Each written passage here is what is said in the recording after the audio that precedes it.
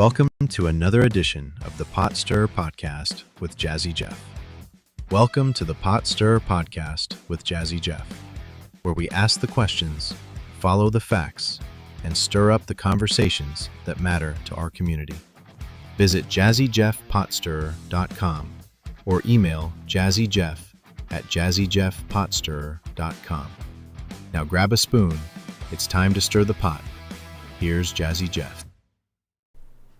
Well, we want to welcome you into this Wednesday edition of the Pot Stirrer Podcast. I am Jazzy Jeff. We've got a special called council meeting coming up at Oconee County that was called for by the chairman and the council members, and the agenda is listing about two items. Number one, they'll talk about the flock cameras, but the one that we really want to pay close attention to is this annexation issue that involves the town of West Union, and you will get to hear all of that coming up here in just a few moments. To set the scene just a bit, I want to take you a little bit back, and Matt Durham recorded a video just last night about this, so this will give you a little bit of inside scoop and help to make everything come together with what's going on.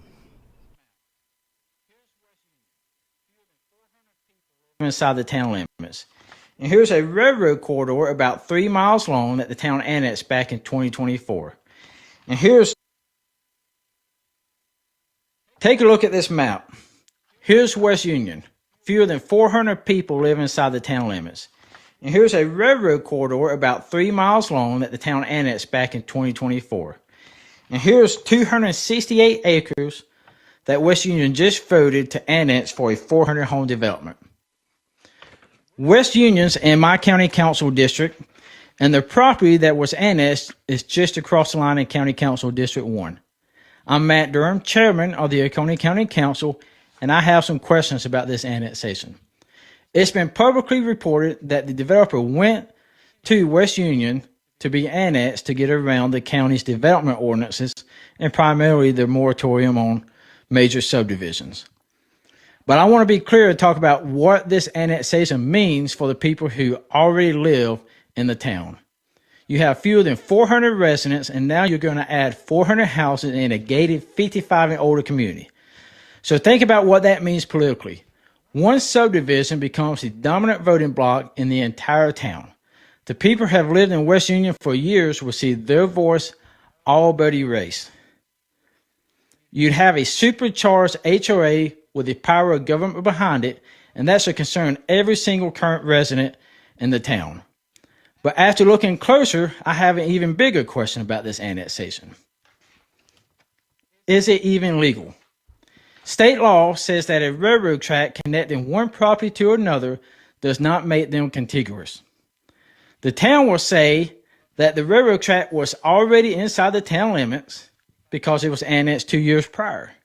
But my question is whether the General Assembly wrote that law so that the town or a town could get around it by annexing the tract first. South Carolina's already seen this before. In 1983, Goose Creek tried to annex a tract with a corridor 400 feet wide and 6.5 miles long. The state Supreme Court said no, and they called it a shoestring corridor. And they said a shoestring corridor does not make a remote property part of the same territory, and that the court warned it will let people in one area outvote people in another. Sounds familiar, doesn't it? But as we look at this map, in 2024, West Union annexed this 3-mile railroad line. The stated reason was police protection along the tracks because of reports of transients. 2 years later, that same corridor is what connects the town to a 400 home development. So here's the question that I want answered. When did West Union first talk to this developer? Was it before the railroad was annexed or after? And folks, I'm not telling you today that this annexation is illegal. I'm telling you it deserves legal scrutiny, and I intend to get it. I have no interest in meddling in West Union's day-to-day business, but this is bigger than West Union. The development hits county roads, traffic, public safety, solid waste, and the people who live around it. I'm in person to change state law so that counties get a seat at the table when annexation creates consequences outside the town limits. That's the long game, but right now I want to know whether the law that's already been passed was followed in this annexation. Tomorrow at 2 p.m., I've called a special meeting of the county council, and we'll walk through these questions with the county attorney and decide what we can do about them, including whether to ask the attorney general to step in. State law puts a clock on this, and we have a time limit to appeal it, but we're not going to let that clock run out. That's why I called a special meeting to bring it forward immediately. Folks, this isn't personal. This isn't me against the city, the town, or the mayor or their council. It's about protecting the citizens of West Union, protecting the citizens of Oconee County, and making sure the law is followed. We're going to get some answers. And also on tomorrow's special call meeting agenda, we will discuss the flock contracts with the sheriff's office, and the second reading of the mass surveillance ordinance is scheduled for Tuesday night, September 1st. Thank you, and God bless. Take a look at this map. Here's West Union.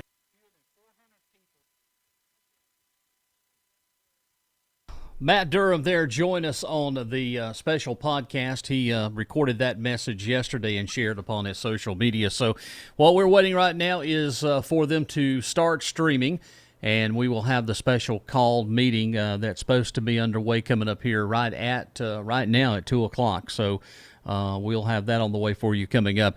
Couple of news and notes. Seneca City Council met last night, and one of the items that was in the agenda was a executive session involving a contractual matter, and no action was taken as of yet. There's a lot of inside rumors about what that is, but we don't have any answers.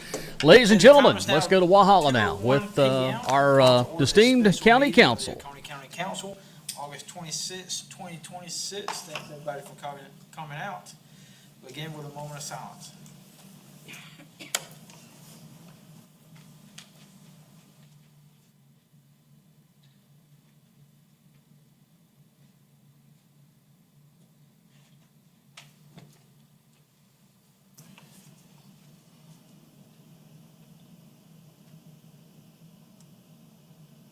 Mr. Chumley, would you pray for us? Yes. Father God, thank you, Lord, for the opportunity to be here today. Lord, we pray for your wisdom upon these councilmen and the members of this administration, this county. Lord, we pray for your blessings upon Oconee County. Pray that you would give us the guidance and the direction that we need. First in Jesus' name, amen. Amen. All right, Mr. McMahon, would you lead us in the pledge?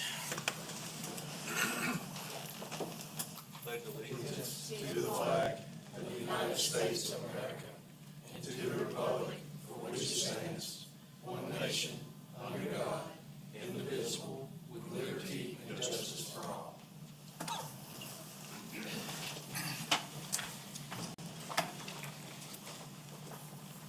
County Attorney comments? No, sir, not at this time. Thank you, Mr. Chumley. Administrator comments? Not this time, Mr. Chairman. Thank you, sir.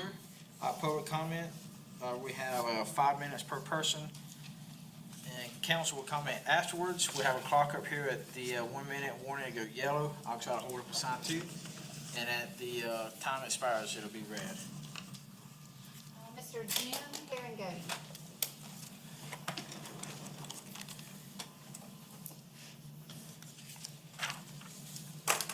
Good afternoon. My name's Jim Herringody. I live in Tomasi. Been here for 4 years. Prior to that, I had a place in Pickens County since 2000. I heard about this meeting today by the posting on Facebook. I was a builder in Florida. I have nothing against development. However, what I saw with respect to the West Union annexation of the parcel for 400 some homes, in my opinion, is a blatant circumventing of what you all put in place to protect us, and in particular the neighbors of that property. And I don't believe it should be allowed. It happened to me in Florida. One of the reasons I finally moved up here permanently, I was in the neighborhood that was zoned 1 home per acre. I was next to 2 farms that had the same zoning, and it went through the whole process, in my opinion, illegally and under the table. And instead of having 1 home per acre, they had 6 homes per acre, which totally ruined the urban fabric of where I lived for 34 years. And I bought there specifically for that protection of that zoning and laws in place to protect me from that. The other thing that I read in the Post was the population of West Union, of which I don't live, but 400 and then 400 homes, they're going to be outnumbered by somebody that's never been here before, and there's people that have lived here their generations. So I just want to express my concern. I'm adamantly opposed to that. I think it's a blatant circumvention of what you all put in place to protect us and those people that are adjacent to it. And I just hope that you all take any necessary steps to any degree to stop that from happening. Thank you, sir. That's all I got. Thank you. You're welcome. Mr. Freddie Hurley.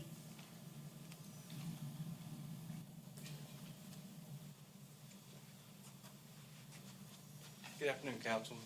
I'm a local real estate agent that lives here in Oconee County, and my biggest concern is we see these developments pop up all over the place, especially in places like Sandy Springs. If you will go too easily and look before you vote yes to do this and understand what happens, these are nothing more than modern-day mobile home parks. They build them very cheaply. They promise these folks 100 to 110% financing just to get them in the doors. And at the end of the day, they can't afford it. 2 years, the developer has left, and 5 years down the road, the neighborhood is falling apart. And on top of that, I know we are already having issues with our water here. I don't know how we're gonna handle another 300 to 400 people with our roads, with the water and everything else. So I'm really concerned with our infrastructure more than anything else. And as a real estate agent, we're also seeing an influx of people coming from all over the place, raising the property value so high that we can't afford homes anymore around here. And I know that's why they want to come, to have affordable homes.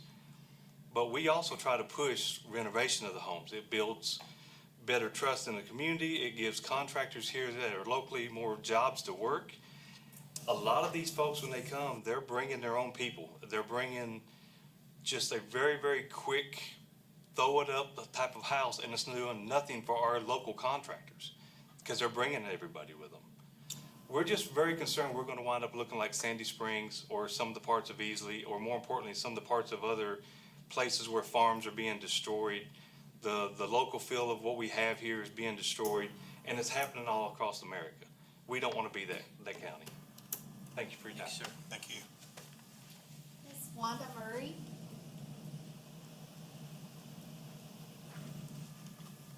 Well, I wasn't gonna speak, but I was asked if I want to, so I decided that I will.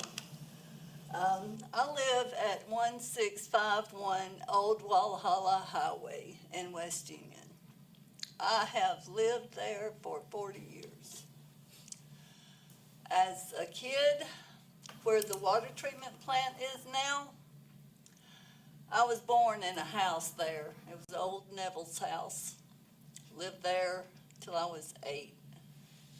So it's just been my little piece of heaven in that area. When I read that West Union was going to annex the railroad back in 2024, I got real upset because November, I guess I read that about, in November of 2024, I've got all these messages here. I was voting, and the cop up there heard my address, and he started telling me about my neighbors and stolen stuff and all this stuff. And then he went on to tell me that West Union Town Council was trying to annex the railroad so that they could have jurisdiction over the vagrants and Union Crossing. And I didn't think a whole lot about it at that time, but I really started thinking about it when I read that they annexed the railroad, and I started reading, all about that. And I contacted Linda Oliver, and I have messages on my phone between me and Linda Oliver asking her questions about how that was going to affect me. Was that going to cause me to go into city limits? And she told me no, just the railroad, just 100 feet of the railroad. I went to the meeting in March where they were going to have the final reading, and I let them know then, I don't want to be annexed. I don't live a city life. I don't need all the ordinances. I don't need the extra having to pay city taxes and county taxes. I've talked to some of my neighbors at that time, and nobody liked the idea. Well, it kind of just went away. But I've got messages back and forth. She knew how I felt about it. And, even in messages, I've told her, I asked her, I said, what is it going to affect? And she just continued to assure me that it was only going to be the railroad. Wasn't going to annex anybody's property. And I even have it on Messenger that if somebody, if somebody wanted to annex, they would have to sign paperwork. She was assuring me that unless I signed a piece of paper, I was not going to be annexed into city limits. What happened to that? See, I still hadn't saw anything from them saying anything. But I just want to thank Matthew Durham. Thank you so much for pulling this together. It may just be something to postpone the inevitable, but thank you so much. Thank you, Ms. Murray. That's all we have. That's all.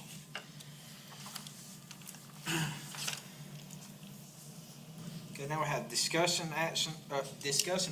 Ms. Jennifer, would you pull up that map?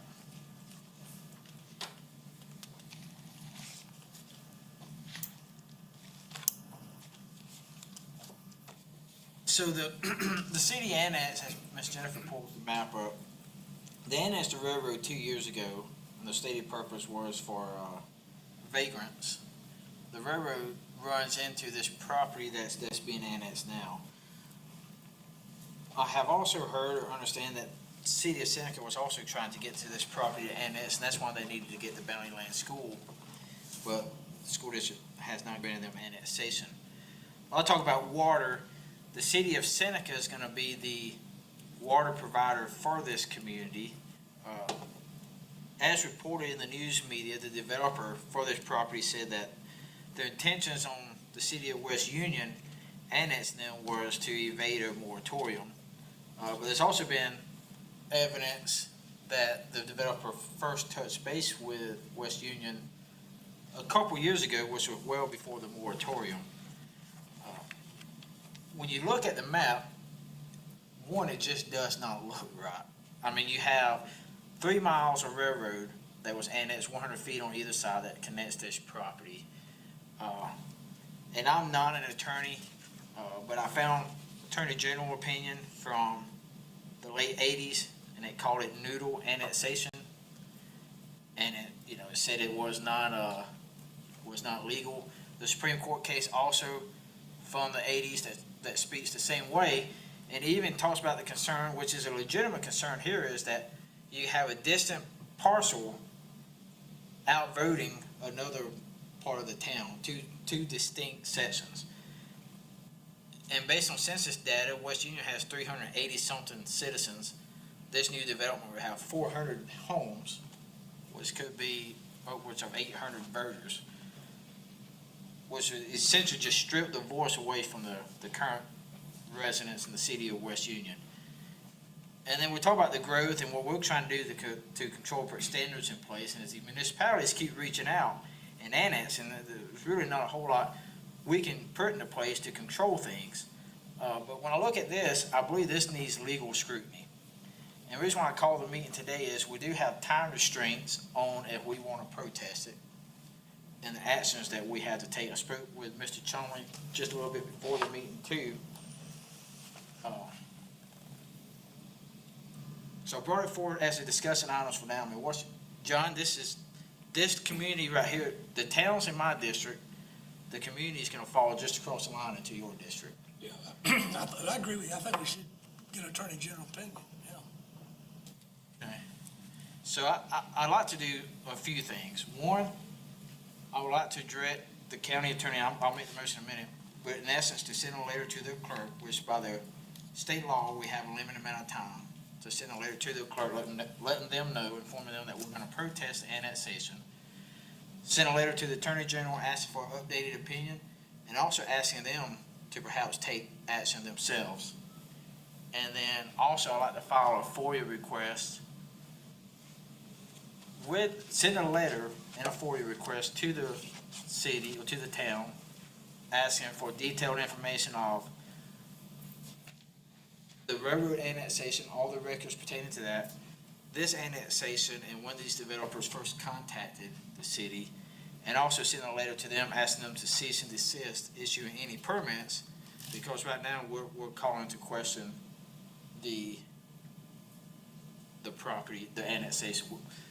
In my mind, based on what I've read, there's enough legal scrutiny to say that this isn't quite yet right, to say it's City of West Union. So I want to ask them not to issue any permits until we get answers. So I'll make the motion. I'll just make one motion with three parts. So I'm gonna make a motion that number one, that council authorize and direct the county attorney to prepare and file a notice of intent to contest the annexation with the clerk of the town of West Union and the Oconee County Clerk of Court pursuant to section 53270, and to also put in that letter a request to cease and desist any permits. Second part of that motion is for the council to direct the county attorney with the chairman co-signing on behalf of council to request in writing that South Carolina Attorney General issue an expedited opinion on the validity of the annexation under sections 5-3-150, 5-3-305 of state law, or any other sections that the attorney deems appropriate, and to request that the Attorney General consider taking action upon himself within the time allowed by this applicable section of state law.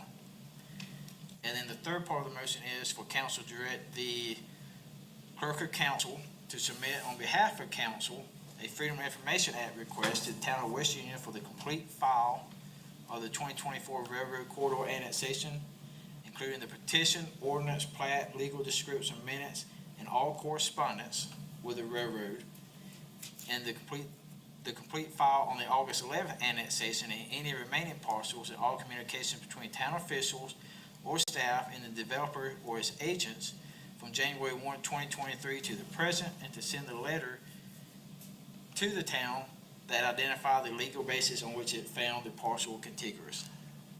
Second. Any discussion? You're not all in favor? Next is discussion and possible action regarding the county license plate reader camera contract with Flock Group. So as you know, we have a completed first reading of the ordinance, and in the last meeting we directed staff to work with the sheriff's office to acquire audit logs for council to review of the system. And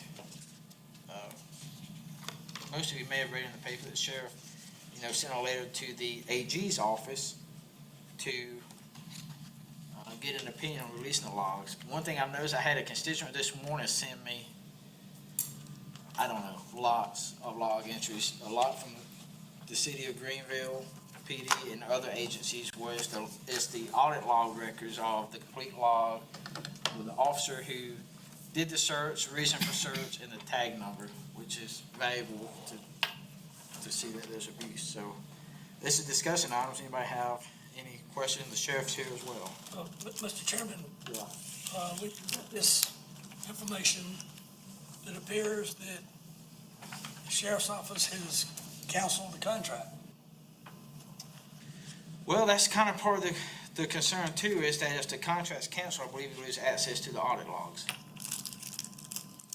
And Mr. Chair, that's what kind of causes me concern, because, I mean, I think that we have a legitimate oversight here based on the people we represent. And, you know, there's a lot of concern all over the nation, you know, here locally about everything going on with Flock. And like I've said before, it crosses party lines on this concern. And, you know, I think we have a legitimate purpose in making sure that everything was done properly and this system hadn't been abused, which the sheriff has assured us that, you know, that it hasn't been, at least in the last few years. He mentioned that they had one incident early on that he had to take action, and, you know, from that point on, that the system was, you know, locked down, you know, to make sure nothing like that happened anymore. But I keep seeing reports from all over of misuse of the system. And, you know, after we made the motion last week to look at the audit logs, which people are FOIAing audit logs, and I see things being released, you know, in other counties in the state, it honestly kind of concerned me when we got this letter, because the letter came to our procurement department. It's from the sheriff's office, and it says Flock Group Incorporated, effective immediately. Well, we haven't even passed the second reading on this yet, so it's not a done deal. It was not a unanimous vote on the first go-round. But it says effective immediately, the Oconee County Sheriff's Office requests a termination for convenience on the renewal of its Flock Group Incorporated contract for Flock Falcon camera systems. The termination for convenience is due to Oconee County Council Ordinance 2026-26, prohibiting the use of county funds for mass surveillance, and it's signed Kevin Davis, Chief Deputy. You know, my concern is, had that been simply just forwarded on to Flock with it saying effective immediately, had they canceled that on the 24th or when that came out, what would have happened to that data, especially in light of the fact that we have an open request and waiting on an Attorney General opinion on, you know, exactly what data we can have access to. If all that's going to go away when this goes through, and we haven't even made it to the third reading yet, it raises suspicion for me on why we would act so quick to do that when it hasn't even passed. And if it's true that the data would go away, that's concerning to me, since we have an open request for that. Mr. Chairman, I'd like Sheriff Crittishaw to come up and talk to us about that. Sheriff? Sir? Mr. James, I'm sorry that you don't trust me. You know, I told you that we've done audit logs, and I'm willing to help you get to wherever you want to be and share with you whatever information I can share. My reasoning, simply put, is trying to save the taxpayers some money. You know, we pay, our contract was due in July to be renewed. And I'm thinking, I've already met with y'all, you and Mr. Durham. I'm convinced that second and third reading is going to pass. I think you believe that.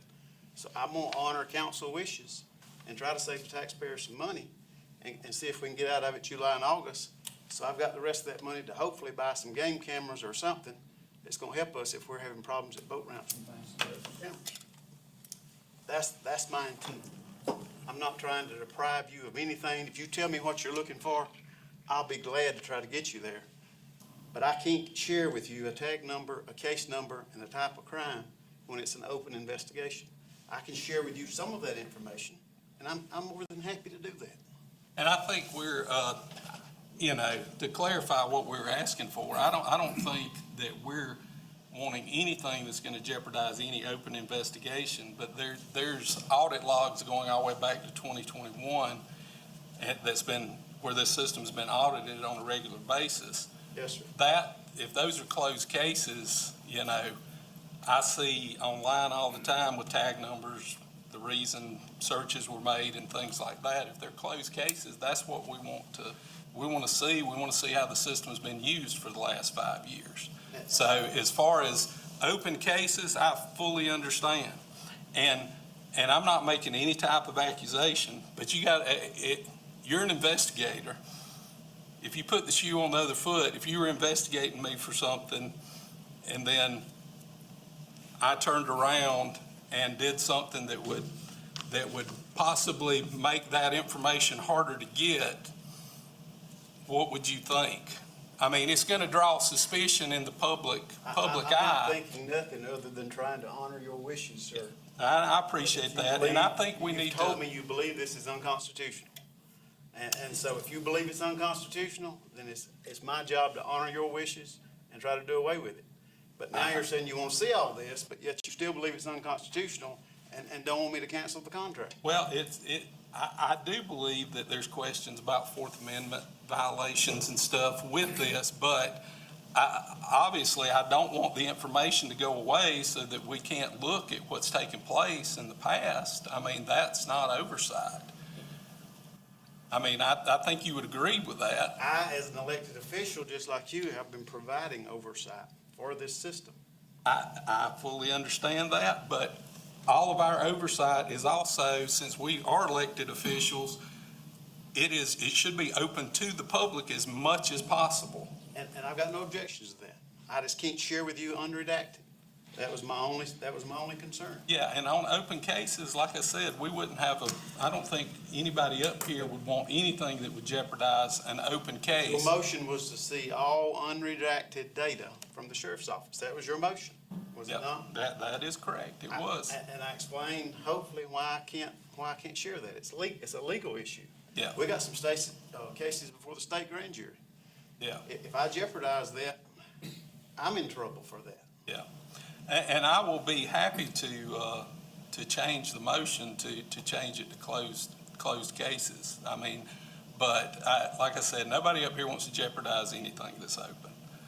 But we do want to see, you know, what has taken place in the past with those closed cases, the audit logs, and just like we see from other areas, the number of searches and you know, you typically on there, the user ID is on there, the tag number, what it was for, the case number when available. Those are the things that we want to see, so, or at least I would like to see. So someone sent me this morning, and this is Greenville PD, and it looks like the last year, it's like a monthly logs each month. And it has name of the officer, agency, let me get back to the top. Total network search, total devices search, time frame start, time frame end, license plate number, reason, some of it's code reason like 78, some of it says stolen vehicle. Case number, not all of them have case numbers, and that could be active cases that didn't put a case number on. And then other filters, they can put sedan, pickup, Dodge, silver. So I mean, I think if other communities and other agencies can release this data, I don't see why we can't look at it as well. And I understand that if it jeopardizes an active investigation, I think the tag number is the important part to look at. Like if you have the same tag number flagged 300 times, but if it's active cases, you know, redact what it's for in the case number, you know, to protect that. Because I understand if you have an active sexual assault case, you don't want a tag number tied to that, and that tag number may not be the perpetrator in it. You don't want that out in the public. So, I mean, a partial redaction of active cases, I mean, I think we're all completely reasonable on that. On average, Mr. Chairman, we probably 250 to 300 searches a month. So just bear with me. That's gonna take some time for me to go through that many cases and determine what's open, what's closed, what's already gone to court. But how does these other agencies do it? Like this one right here is a year of Greenville PD's logs. I can't speak for them. I don't know. And I got an email too. I think we all received this email. Question, so if you cancel the contract, does all that go away, or do we still have access to the audit logs and all that good stuff? We would still have our monthly audit logs that we do, but I don't know that we could access, or any current audit log only goes back 30 days. Like I say, I'm simply trying to honor council's wishes and save the taxpayers some money here. You know, it's $15,000. So I think the way I've looked at the contract is $500 per camera to cancel, but I don't know yet. Maybe Mr. Jones does, or the attorney, if we got to pay the months we've used, that months, July, August, if we get into September, I don't know. So this, this is gonna go on the public record, she sent it in. But she says she had audit logs for Greenville, Florence, Bluffton, and the South Carolina Department of Public Safety. Yeah, there's audit logs that, like I say, it's just unredacted. I've looked at Mount Pleasant PD this morning, I've looked at Chester County Sheriff's Office, and those logs are somewhat unredacted, or are redacted with some information. Some of them don't have the tag number on it. Maybe some agencies, I know Greenville County Sheriff's Office, I know the administrator talked with Sheriff Lewis, I talked with him as well, they released their case number. I got no problem with the case number. You know, we can release that. But, you know, if you FOIA that and it's an open case, then we're gonna redact information for that case number anyway, you know, so. So I it's don't, no different I than. don't think we want case files, and I don't know that case number's as important as, like a lot of people say, well, I went to that, have I been flogged? And I've not been flogged. Well, that's all pulled from audited data.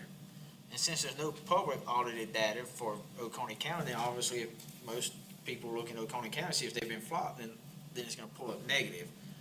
But go ahead, Mr. Jones.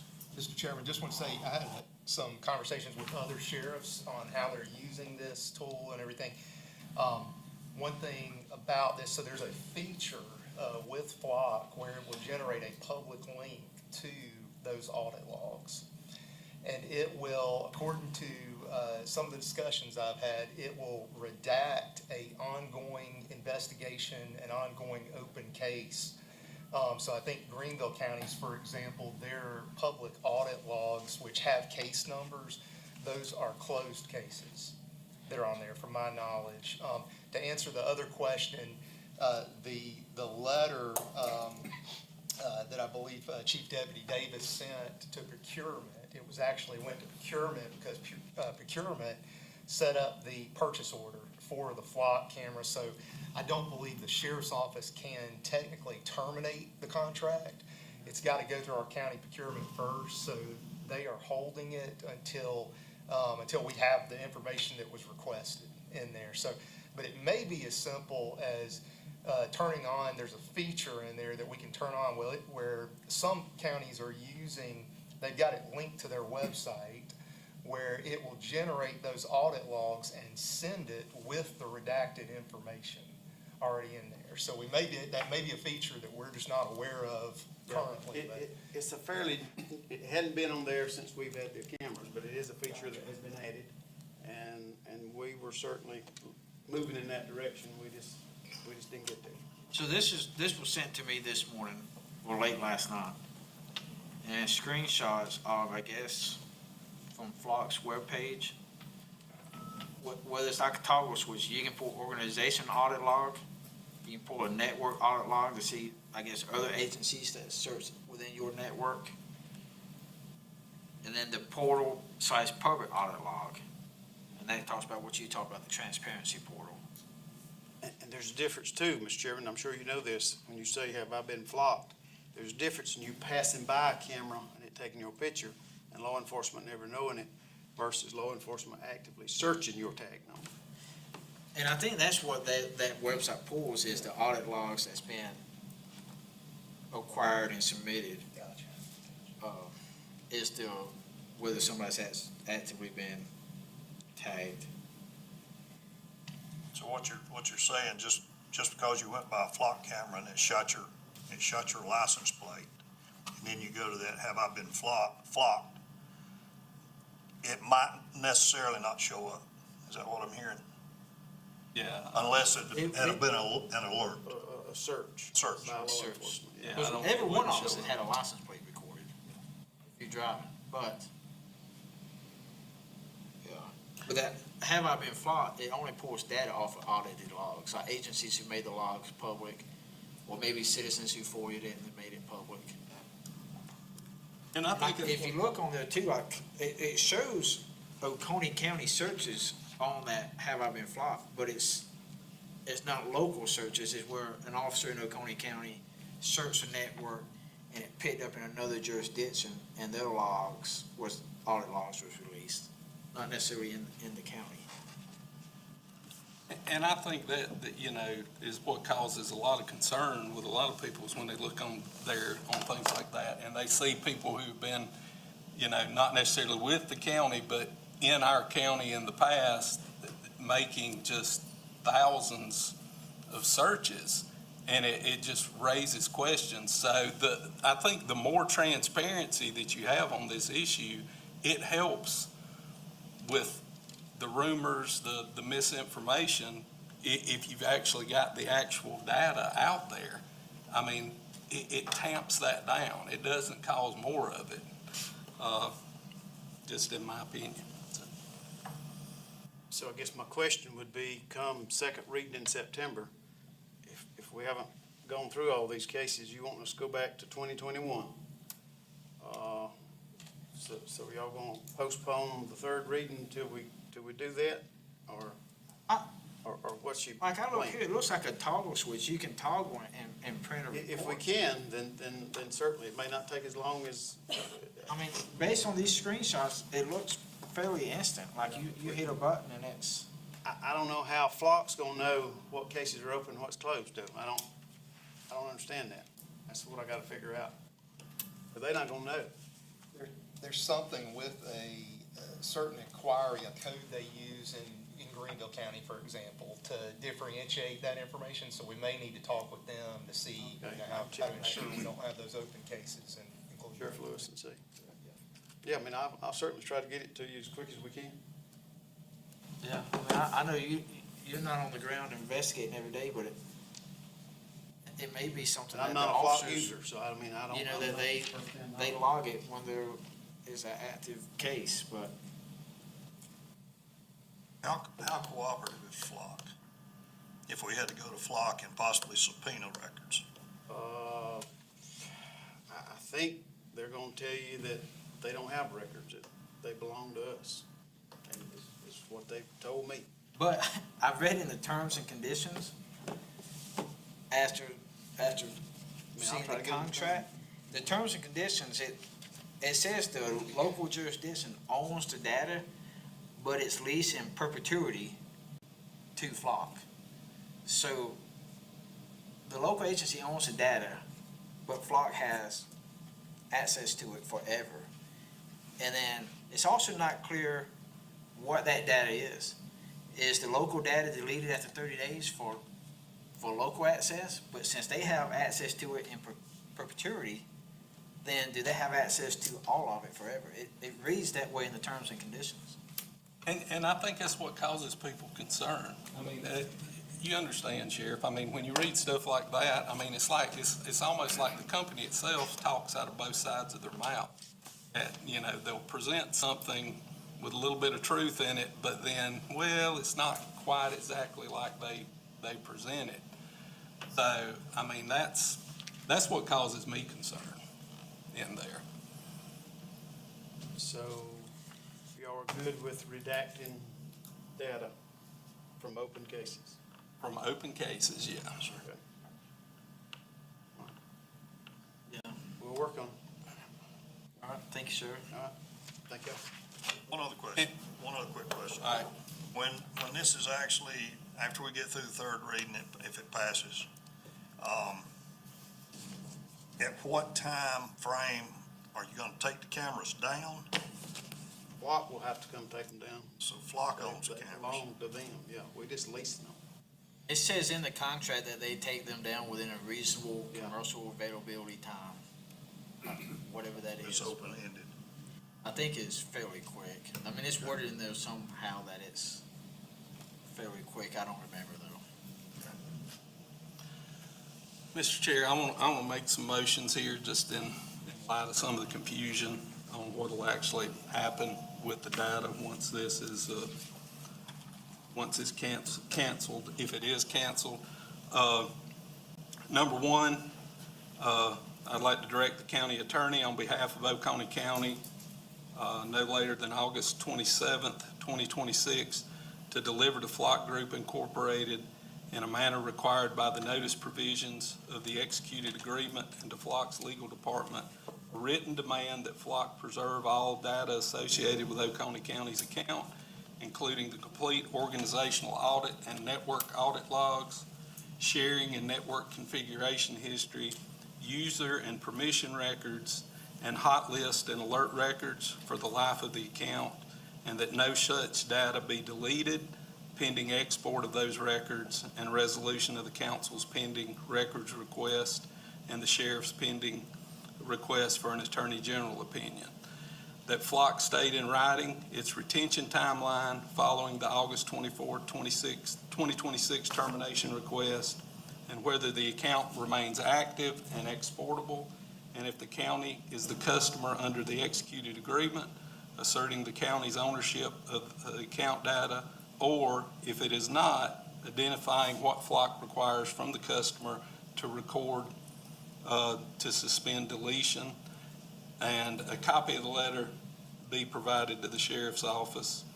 Number two, I'd like to, for the council, respectfully request that the sheriff export and preserve the records described in item 1 in full before any termination or non-renewal takes effect, and provide a response to council through the clerk to council within 3 business days of receipt of this motion, confirming that the export has been completed and that no deletion will occur. I'd like to direct the clerk to council to transmit a certified copy of this motion to the sheriff and to the county attorney upon adjournment. Under Freedom of Information Act request, I'd like to direct the clerk to council to submit on behalf of Oconee County Council, no later than August 27th, 2026, a request under the South Carolina Freedom of Information Act to the Oconee County Sheriff's Department for the following records, in each case covering the period from January 1, 2021 through the date of response. And that would be the complete organization audit and network audit logs for the Oconee County Flock account for the life of the account in the native electronic export format available from Flock's platform with all fields intact, including license plate numbers. All monthly audit reports or reviews of license plate reader searches conducted by the Sheriff's Office. The Sheriff's Office request to the South Carolina Attorney General for an opinion concerning the council's audit log request, together with any response, an invoice and payment records, and records identifying the fund or funding source used to pay for the Flock accounts. I'd also like to direct the clerk council to submit on behalf of Oconee Council, and no later than August 27th, request of the same scope on the same terms to the City of Seneca, the City of Walhalla, the City of Westminster, the Town of West Union, and the Town of Salem for any of the automated license plate reader systems maintained by or on behalf of that municipality or its police department, including organizational audit and network audit logs with the fields intact, agreements with Flock Group Incorporated or any other license plate reader vendor, monthly audit reports or reviews, invoices and payment records, and correspondence concerning data sharing with the Oconee County Sheriff's Office or any other agency, and where a municipality maintains no such system, to request written confirmation of that fact. Each request under the previous items, we wanted in unredacted form for closed cases. Not for open cases, but for closed cases. I'd also like to request that the Oconee County Legislative Delegation seek an opinion of the Attorney General on whether license plate reader search audit records consisting of user, agency, date and time, and stated reason, case number, and license plate numbers of search are exempt from disclosure under South Carolina Code 30-4-40A3, and whether the South Carolina Public Records Act requires a public body to preserve such records before terminating a vendor contract under which they are held. That's the motion. I'll second. Second. Any discussion? I'd have one. I'd like to make a motion to amend your motion with one caveat on the unredacted, on the open cases that's redacted. I'd like to make a motion for you to have that noted with an identifier so that we can go months later and request that same data as the cases close out. So that's my motion to amend his motion. I'll second. All right. All in favor of my motion to amend Tommy's motion? We're back to the main motion. Any other discussion? Here not, all in favor?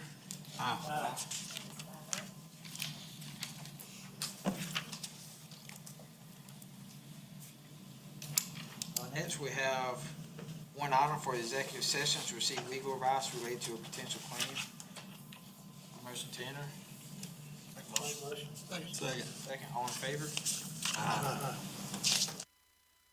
Hey, they're going into executive session for a matter, and we're back here as here on the Podster podcast now. There is a whole lot in just that last 30 or 40 minutes to try to grasp and understand.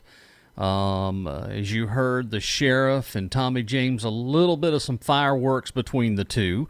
Apparently, the sheriff's department or chief deputy has sent a letter terminating the services for the flock cameras, and that has called into question, if that being the case, what happens to the data. There is more that's going to come out here in just the next few weeks about the situation. Again, it's happening all over the country. I've been pretty adamant until there's some checks and balances and some laws in effect that the flock cameras need to go until we have some sort of checks and balances. It sounds like that the council is wanting to direct the county legislative delegation, which would be Thomas Alexander, our senator, Bill Whitmire, and Adam Duncan, to get an opinion of the South Carolina Attorney General. And I think that's where this thing is heading. So, again, we'll have a breakdown a little bit later on this evening. Just watch here for it on my Facebook page, and also I'll post it on the website at jazzygeffponster.com. Again, there's just so much to take out from what's happening. Now, the big portion of this meeting today is the annexation. And let me get you caught up a little bit about this property. Back last October, City Administrator Scott Mulder made a pitch before the school district of Oconee County asking would they allow to the old Hamilton Career Center, or now the Bountyland Education Campus, to annex it into the city. This was about the same time that Sanctuary Cove was getting started. So we have that property where Sanctuary Cove is at that was annexed back in the late 2017, 16, or somewhere in that time frame where this property was annexed. So that was the goal, is that Seneca wanted to get to this property first. And they had already made a plan and wanted to develop these into homes, 400-something homes on the 200-and-something acres. And there is a lot of questions that need to be answered, and I think this is a great start. Again, you're using the railroad as your source of annexation. So I have already done the research and went back and took a look at those state Supreme Court and the local Attorney General opinion, the state Attorney General's opinion. Those, one was from 83 and the other one's from 86 or 87. And it's pretty clear that this shoestring annexation is not, it's illegal. That's the opinions from the 80s, that it was completely illegal and you can't annex that way, that it has to touch. The property has to touch. That's the big portion here. But also, too, Seneca residents are on the hook for this because water and sewer would have to be provided by the city of Seneca. Well, another reason in order to circumvent the county, because we do have a moratorium on the massive developments right now until they get everything settled and fixed. You have an issue is that it seems the developer is circumventing that, and we've also had other developers that have tried to circumvent that, and that was why there was a mad rush to, get annexed, because once you're annexed, you fall under the municipality rules. Now, I'm not quite convinced that the city or the town of West Union even has some sort of building ordinances. I don't know that officially, but that's been told to me that we don't know about that. I'm not sure about that. Well, they don't have a building codes office, and again, they may or may not, but I'm not sure that that's the case. So again, circumvent, go to the town, let the town hall, and circumvent the county. Folks, we're full. And again, the county is working as hard as they can to try to get some sort of understanding with the Planning Commission so that we can grow responsibly. But that's not growing responsibly. 400 homes, okay? Think of it this way. I'll break it down even easier for you here on the podcast. Think of it this way. If you've got 400 homes and you have 2 people living in those homes, that's a new town. That's a city completely. Matter of fact, that would propel, you would be running close if you sold all of them, had 400 homes at 2 people apiece. You're almost looking at almost the same size as Seneca. This is a small little stretch. The old Walhalla Highway is small enough. It's around near where old Johnson Controls used to be. Clarius is, I think, the name of the new company now on the old Walhalla Highway. A lot of you that grew up here or born here, you may remember our former Senator Marshall Parker. This is part of the Marshall Parker property. This was his farm. And if you remember Oconee Dairies, you'll know exactly what I'm talking about. But anyway, the council's doing the right thing. This needs to be challenged. And it's just like how we were told that the Sanctuary Cove was inherited or annexed into the city of Seneca. They used it by water. Okay? Well, water, if you think that you can annex anything by water, what's not to allow the city of Seneca to say, okay, we're going to go to Normandy Shores where the water plant's at, and we're going to stand on Lake Kiwi, and we're going to annex Kiwi Key. This is the same principle. And this was tried again a couple of years ago because there was talk that the city of Seneca was going to try to annex Hartwell Village. And the same adage was used, the railroad track.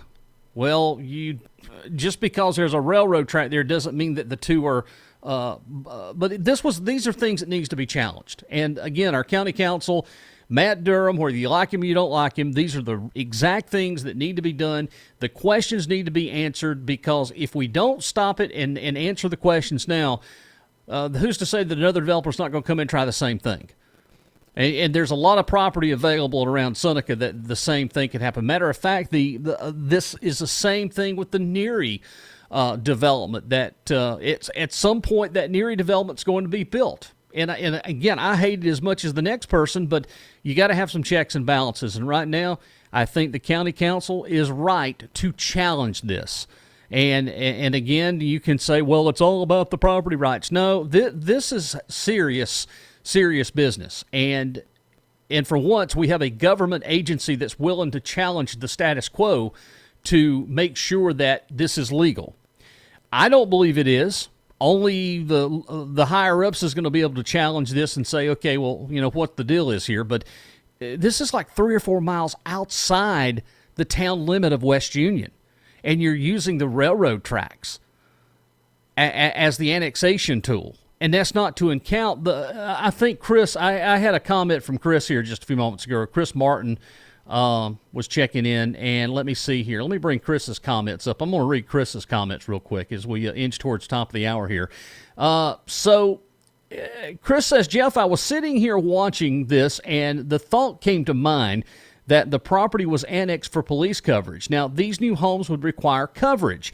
Seneca City, of course, is providing the utilities, but who is responsible for the fire coverage? You know, as it stands now, the county staffs West Union Fire and the Bountyland Station, so therefore that would be their districts, meaning the county has some skin in it too, because the counties would be, county fire departments would be responding to this. Also police, that's any other option. West Union, to my knowledge, does not have 24-hour police protection. So it's going to wind up to being the county is going to have to patrol that. You know, you've got a lot of municipalities that don't have 24-hour police protection. They have daytime or limited time protection, and West Union, I believe, is one of them. There are certain times that there's deputies or cops on for patrol, so that's a very good point. Judy Adams made another great point earlier in the show this afternoon here on this Wednesday, that City of Seneca providing water, doesn't that get interesting? They make each property owner sign a contract for provision water with fine print saying by signing they may be annexed into the City of Seneca. That's true. A lot of municipalities are making citizens, if you live outside, signing this. And I know that was a big contentious with some of the folks that live down South Cove Road, and some of the folks within the last 3 or 4 years that's got city water for the City of Seneca has had to sign that they had to agree to be annexed. So again, there's a lot of things that need to be checked. There's a lot of things that need to be asked and questions, and you know, by far, I hope that we're about to get those. If you've missed this, it will be available at the end of the broadcast here. You can watch it on our Facebook page. Also, too, I will put this on the website, and you can watch it. The website is JazzyJeffPotStir.com, JazzyJeffPotStir.com. Again, Laura, thank you so much. I'm doing my best to so Oconee citizens can see and make sure that they know what's happening here in Oconee. And Laura, I appreciate the comments. Josh checks in and says it will screw the property owners of West Union when it comes time for them to draw their refund from a pot those 400 homes didn't contribute to. Another reason to vote no for the 1% sales tax that will be on the ballots in November. And that is another, Josh, that is another great point. The municipal tax relief, where, you know, it's going to be on the referendum if you live in the cities, that they're going to try to pass the 1% or 1 cent sales tax for, it's supposed to be, some of it's supposed to be used for property tax relief, and that is just city property taxes. So, for example, I live inside the City of Seneca. They're estimating they were going to be using 55% to, I don't even know, it could come close to eliminating my property taxes, city property taxes only. And that's great and well and fine, but somebody else has got to pay it. So, you know, again, they've got projects that's tied to this. I don't know. I'm not quite convinced. I mean, on paper, it looks great, and it sure would help. But in the long term, I'm not so sure that this is the solution. And again, this referendum is only good for up to 8 years, and then there has to be another referendum where citizens want to continue it or move it forward for another 8 years.